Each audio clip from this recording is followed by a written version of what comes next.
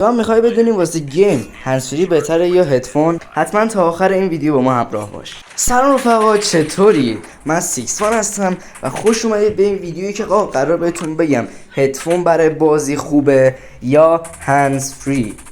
بین این دوتا کدومش بهتره برای گیم زدن؟ خب از این براتون شروع کنم که هر هدفون یا هر هدفون گیمینگی، حالا هر چی، یا هر هندزفری مدل خاص خودشو داره. مثلا شما یه هدفون بگیری، یکی هست هندزفری تو گوشش جا نمیشه، یکی هست هدفون مثلا اندازه گوش خودش میگیره که راحت باشه، که مثلا دغدغه اینو نشه باشه که از گوشش بیفته یا نیفته. دیگه اون سلیقه‌ایه که کدوم دوست دارن. یعنی اولین چیز سلیقه است که شما میخوای هدفون داشته باشی یا نداشته باشی. اولین چیزی که بین اینا مشابهه، یعنی شبیه همدیگه است.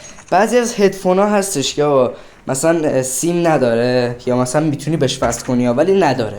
اونا صدا رو دیلی داره. یعنی دیلی یعنی شما الان تیر میزنی، بعد 1/100 ثانیه، بعد یه چند صدم ثانیه براتون صدا تیر میاد، یا بعد اصلا بعضیشون هست انقدر بعد 1 ثانیه میاد. مثلا من تیر میزنم یهو بعد 1 ثانیه دیگه مثلا صداش تو گوش من میاد و این خیلی بده. و پس ما میریم سراغ سیمی هاش. یعنی چی؟ یعنی شما چه هدفونی داشته باشی که سیم داشته باشه، چه نداشته باشه، که یا چه بخواید بهش وصل کنید. پس ما در نظر میگیریم که هدفونی هستش که بهش سیم وصله و شما میتونید مثل هندزفری وصلش کنید به گوشی.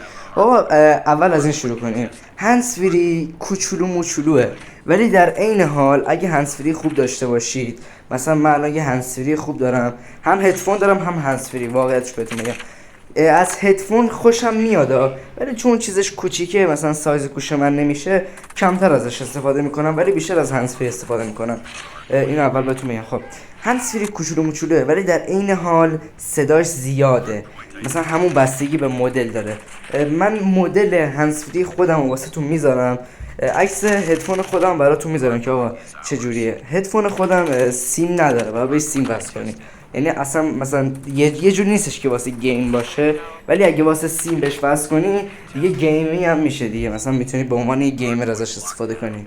بعضیا مشکل اینو دارن که مثلا ببینن این هندزفری یا این هدفونی که میگیرن، مثلا یه نفر از سمت چپ ما حرکت میکنه، صدای اون پاشو میگیریم یا نمیگیریم. بله چه تو هندزفری چه تو هدفون هر دوتاشو میگیریم، فقط شاید شما اشتباه بذارید تو گوشتون.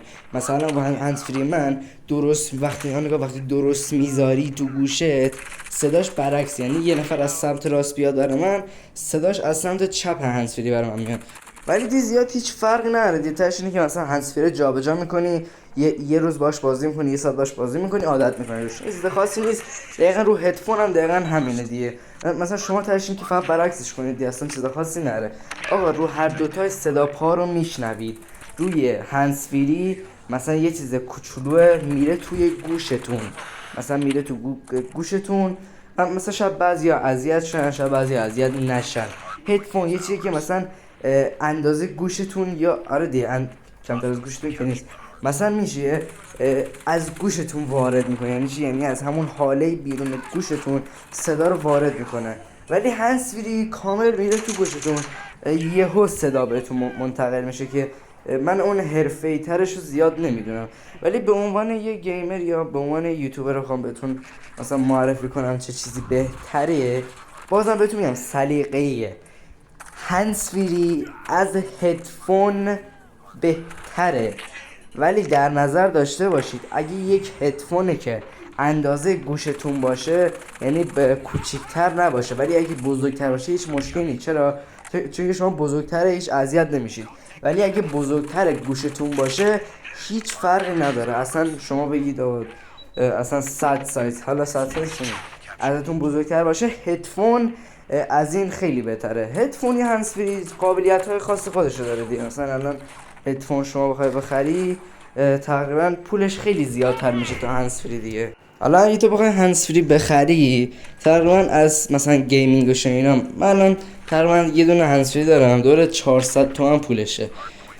الان تقریبا هنسفری گیمینگ که بخوای حساب کنی در حدی که مثلا بتونی استداب ها بگیری، مثلا کارت راه بیفته، حالا مثلا با بودجه کم کارت راه بیفته، از 150 شروع نگاه. من الان یه جا میشناسم 20 تومن هم داره، 20,000 تومن هنسفری هم داره. ولی اون چیزی که تو بخوای بخری مثلا کمترینش تو حساب کن رو 300 تومن، 300 بالا.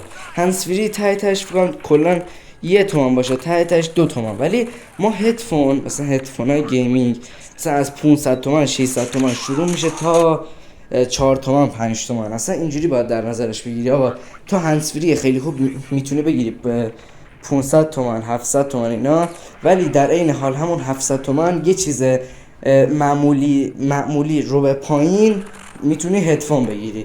ولی خب یه سلیقه دیگه اینو بهتون بگم، من پیشنهاد میکنم هدفونی که اندازه گوشتون است رو بگیرید، چون من الان هدفونم اینجوری نیست، بخاطر از هنسفری استفاده میکنم. و یعنی اگه من هدفون داشته باشم از خودم، من هستم اون هدفون استفاده میکنم دیگه، مثلا این گوشش چون که کوچیکه زیاد استفاده نمیکنم دیگه، بخاطر همین مثلا زیاد خوشم نمیاد. عکس دوتاشو میذارم این بالا که قشنگ شما داشته باشید و راحت ببینید چه جوریه.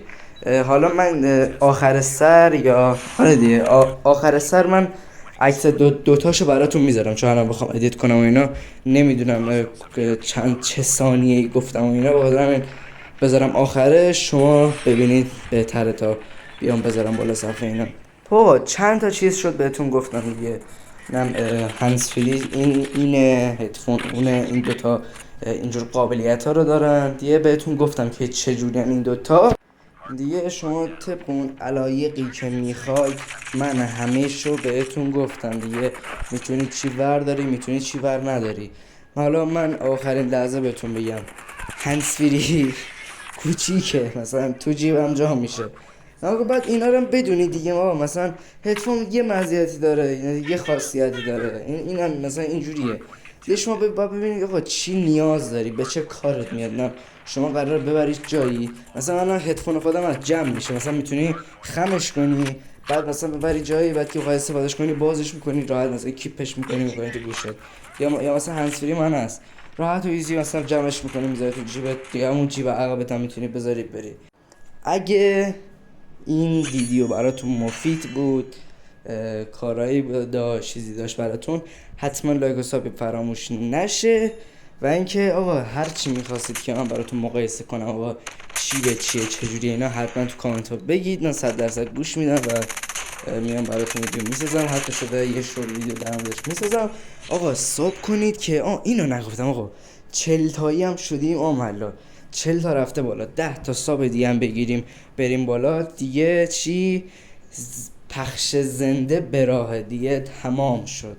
آقا مرسی که اینجا ویدیو با ما همراه بودی. لایک، کامنت، ساب فراموش نشه و تا ویدیو دیگه فعلا.